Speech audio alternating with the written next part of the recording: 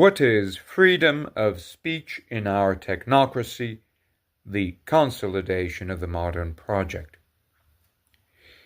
It is often assumed that freedom of speech pertains to a license that the government grants us to express ourselves, our views. This license is, alas, a distraction from the classical sense of freedom, which is tied to virtue. Freedom is a predicate of virtue, and virtue is one with truth or the problem of truth.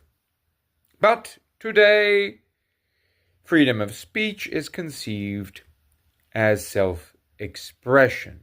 On top of that, we have a license. So freedom as license. Government won't interfere, it won't persecute us. What better can you ask for? Well, but then what defines the content of freedom? In other words, in the concrete, how does our self-expression relate to reality, not to speak of truth?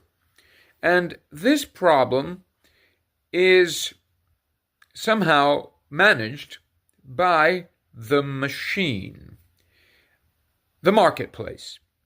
It is an irony that sometimes we call the marketplace a free market, right? Because a market is not free in the classical sense. It is not a virtuous market.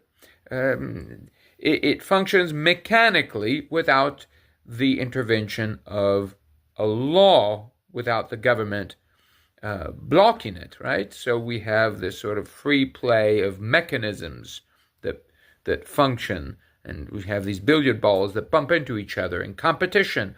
That's what we call freedom. It is left on its own, it's barbaric. If it's cut off from the quest for truth, it is barbaric. It involves warfare on one level or another. So what we have today as freedom of speech is a license granted by not so much the government, but the machine in the concrete. The government steps out, and what's really ruling is a machine, which distracts us from the fact that what we call freedom is now simply empty in itself. It is rootless. It is denied roots in the divine.